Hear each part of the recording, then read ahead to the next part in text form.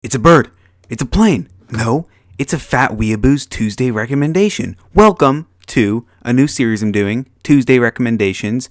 Sort of like the reviews, except every Tuesday I'm going to recommend one of my favorite anime to you. And the anime I'm doing is Houseki No Kuni.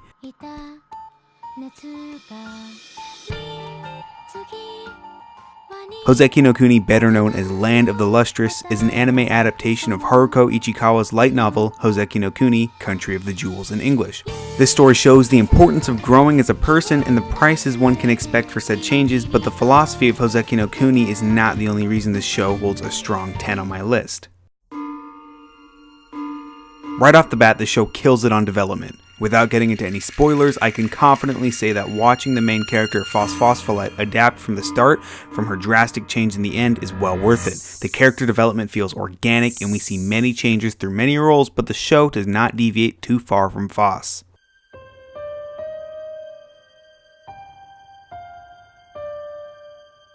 The art style really makes this show good. Well, it's not the only thing, but it's really good. CG's hard and all animation is hard, but CG's hard to get right. Look at Berserk.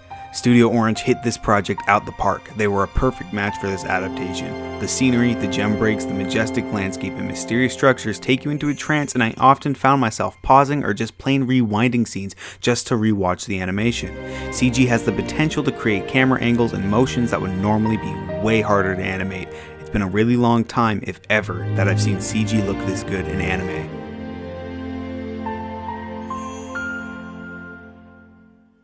At first glance, it's really hard to take lessons from Houseki no Kuni and apply them to your life, and that's because there is no super present moral of the story. That's why I like this show. You can watch it and enjoy the art and the music, and that's it.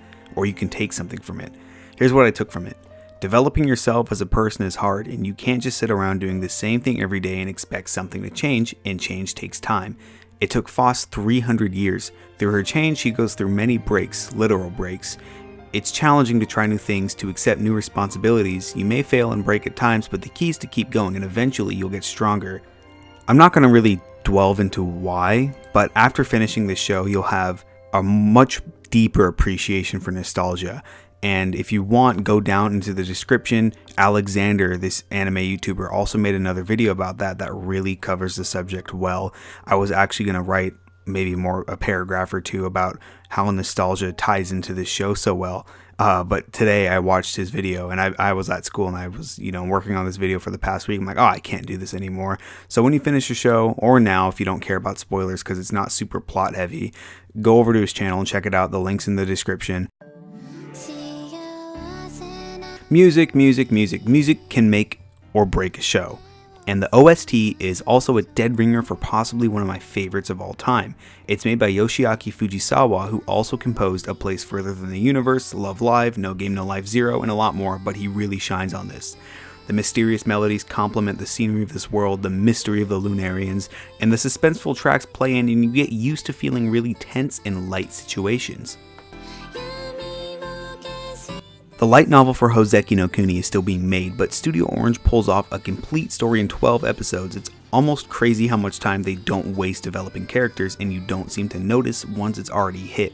The development is fast, and I never ever got bored during a single episode. I actually had to re-watch it, because the first time I watched it, I was just completely encapsulated by how beautiful the scenery was, the animation, the fluid animation, and the music. The music really got me, and after I finished it, I listened to the OST maybe 6 times. It was crazy. It just flows really well. But I watched it again because I really liked the show, and the plot really hit me a second time. So the pacing's really good. Overall, I give the development an 8.5, the art style a 10, applicability a 6.7, music a 9.5, and the pacing a 9.5, giving Land of the Lustrous a total of 44.2 out of 50 DAAMP points, and I'll round it up to 45 because it's a favorite. Cannot recommend this show enough. It was a toughie to watch though. I could only find it on Amazon Prime or Hulu, cause anime. But if you have the time, I would totally recommend it, and that's it for the first episode of Tuesday Recommendations. I'm a fat weeb. I'm XL Buddha. Thanks for watching. Like and subscribe if you liked it. Leave a comment on what you want me to do next, what anime I should recommend next, because I burn through animes faster than a fat chick at a buffet. Really, I can't stop watching it.